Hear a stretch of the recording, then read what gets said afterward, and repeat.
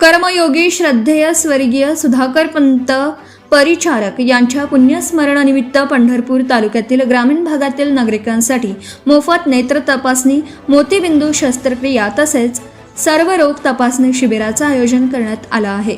हे शिबिर तब्बल 10 दिवस चालणार असल्याची माहिती पांडुरंग परिवाराचे युवा नेते प्रणव परिचारक यांनी दिली। पांडुरंग परिवार युवक आघाडी व प्रणव परिवार युवा मंच पंढरपूर यांच्या वतीने हे नेत्र तपासणी व शस्त्रक्रिया शिबिर आयोजित करण्यात आलं असून शंकरराव साळवे नेत्र रुग्णालय सोलापूर यांच्या विशेष सहकार्यातून तालुक्यातील प्राथमिक आरोग्य केंद्रातील ज्या मदतीने हे शिबिर घेतलं जाणार आहे।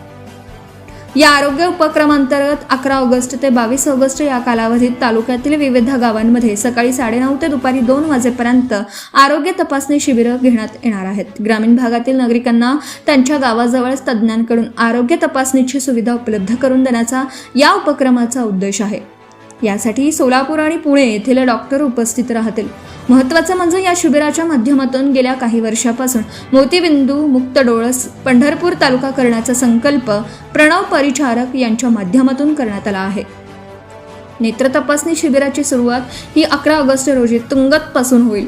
तुंगत नंतर पुढे 12 ऑगस्ट रोजी गादेगाव, 13 ऑगस्ट रोजी खर्डी, 14 ऑगस्ट उंबरे पागे, 16 ऑगस्ट रांजणी येथील आरोग्य केंद्रात शिबिराचं आयोजन करण्यात आलं आहे।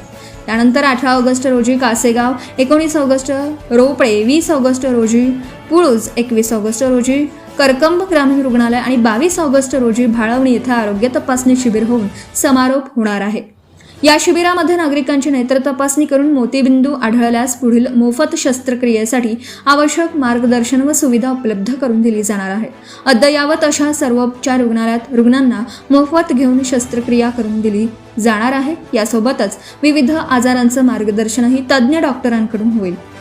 ग्रामीण भागातील नागरिकांनी या आरोग्य शिबिराचा मोठ्या संख्येने लाभ घ्यावा असं आवाहन प्रणव परिचारक यांच्या वतीने करण्यात आलं आहे। स्वर्गीय सुधाकर पंत परिचारक यांच्या सामाजिक कार्याच्या स्मृती जपत आरोग्य सेवेच्या माध्यमातून समाजोपयोगी उपक्रम राबवण्यात येत असल्याने या उपक्रमाचं सर्वत्र स्वागत होत आहे।